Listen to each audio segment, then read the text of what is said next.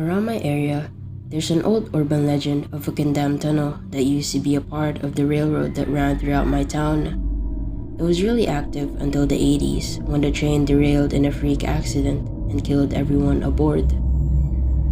The tunnel the train ran through was devastated, only made worse by the crews who cleared the rubble in an attempt to save all of the passengers on the train.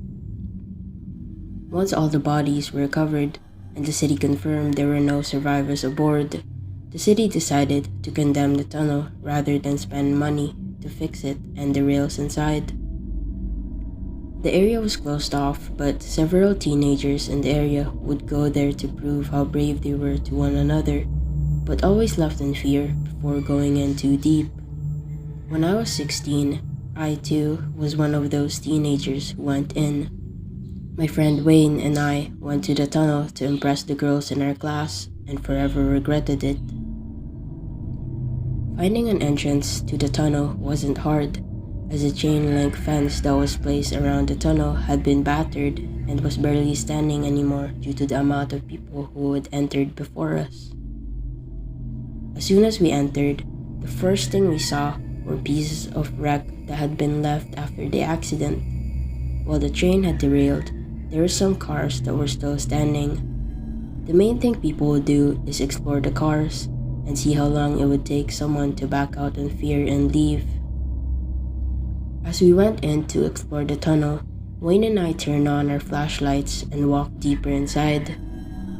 Most of the tunnel had been demolished by the damage done by the train. Rubble from the ceiling had fallen down, and most of the area was only accessible from walking through the cars. From what we heard, there were 3 cars that crashed into the tunnel. It seemed as though everyone ran out after the first car, but Wayne and I were determined to make it through all 3. Ready to make our way into the tunnel before us, Wayne and I moved forward and approached the first car. The first car had been tipped over on its side in the accident, but was still able to be entered from the door missing on the back of it. Walking in, we could immediately see why most people ran as soon as they walked in. While all of the bodies had been recovered after the accident, some pieces of them weren't.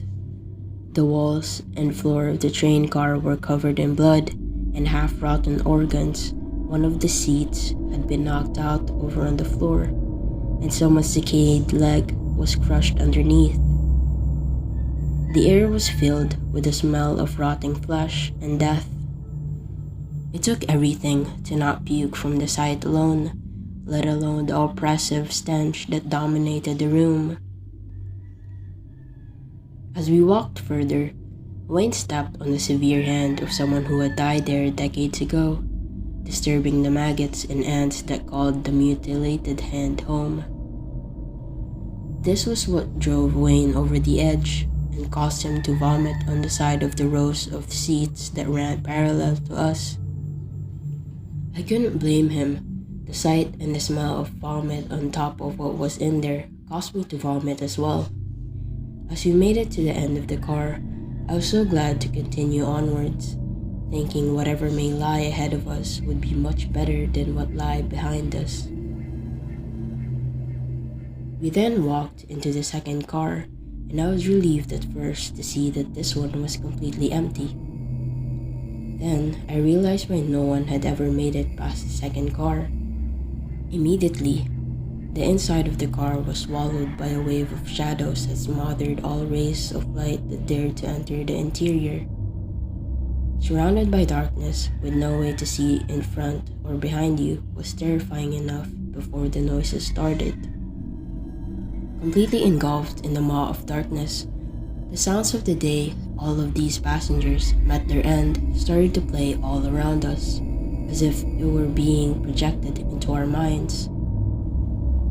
The spirits of the victims of the accident, most screaming, others choking to death on their own blood, with the sounds of impact and bodies being torn asunder, were being forced to relive this for all eternity. All of them forever stuck in a liminal space between what was and what shouldn't be. Wayne and I somehow found the exit to the car and ran through the first one, over the mangled organs that had been left to rot, and the jagged pieces of glass and metal that had been twisted by the crash. Once officially out of the car, and at the entrance of the tunnel, we both fell to the ground and wept. We never made it to the third car, and from what I've heard, no one ever has.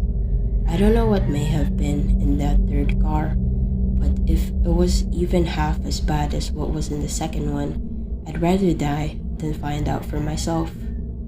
The horrors what we saw there may have lasted only moments for us, but they'll stick with us for the rest of our days. However, the rest of our days is nothing compared to the rest of eternity that the spirits have to endure, reliving it.